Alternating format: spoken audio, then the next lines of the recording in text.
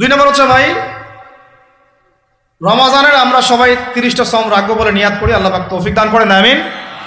কিন্তু এখানে একটা কথা, 2 নম্বরটা হচ্ছে রোজা রাখার মতো রোজা রাখতে হবে। কি বললাম বলেন? রোজা রাখার মতো রাখতে হবে। এটা কেন বললাম, কেন বললেন ভাই? উত্তর দিচ্ছিস।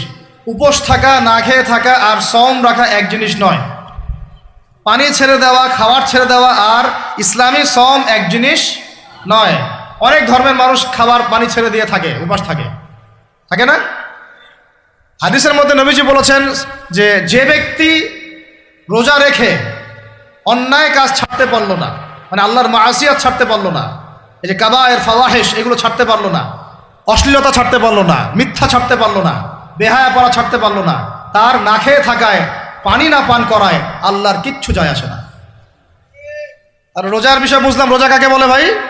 মানে রোজা মানে হচ্ছে আমি আল্লাহ পাকের সমস্ত নিষেধ ছেড়ে দিব। কি করব? আল্লাহর সমস্ত নিষেধ।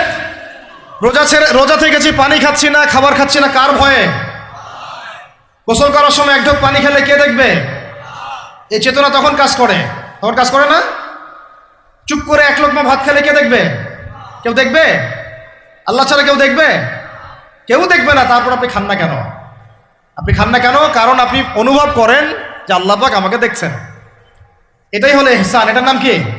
ইহসান। এটাই বলা হচ্ছে হাদিসে জিবরিলের মধ্যে, আনতা আবুদুল্লাহ কাআন্নাকা তারাহ, তুমি এমন ভাবে আল্লাহর ইবাদত করো যেন তুমি আল্লাহকে দেখতে পাচ্ছ। ওয়া ইল্লাম তাকুন তারাহু, তুমি যদি আল্লাহকে দেখতে না পারো জেনে রাখো ফাইন্নাহু ইয়ারাক, আল্লাহ পাক তোমাকে দেখছেন। এটাকে বলে আল্লাহ কনসিয়াসনেস বা ইহসান বা তাকওয়া। আর তাকওয়া হাহুনা, তাকওয়া কোথায়? এখানে।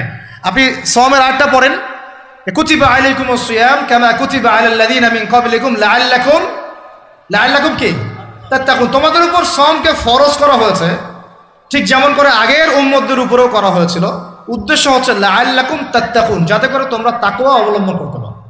তাকওয়া মানে আল্লাহ কনসিয়াসনেস। এই যে আমি খাচ্ছি না, পান করতেছি না, আমি বিশ্বাস করি আল্লাহ আমাকে দেখতেছেন, এই তো। তো সেই বান্দা কেমন করে রমজান চলে গেলেই বেনামাজি থাকতে পারে? রমজান চলে গেলে কি আল্লাহ তাকে আর দেখে না? সেই বান্দা কিভাবে সুদ খায়, তখন কি আল্লাহ তাকে দেখে না? সেই বান্দা, একই বান্দা কিভাবে জেনা করতে পারে? মেয়েকে নিয়ে কেমন করে বাইকে ঘুরতে পারে? কেমন করে গায়রা মাহরামের সাথে আমরা ইয়ে করতে পারি, ফ্রি মিক্সিং করতে পারি? কেমন করে সে সমকামিতার দিকে ধাবিত হতে পারে? কেমন করে সে জুয়া খেলতে পারে? কেমন করে সে মাদক খাইতে পারে? কেমন করে সে আল্লাহ দ্রোহী আইন বাস্তবায়ন করতে পারে? যদি সে এই চেতনা থাকে যে আল্লাহ আমাকে দেখছেন, এই চেতনাটাকে বদ্ধমূল করার জন্যই রমাজান আসে। মানে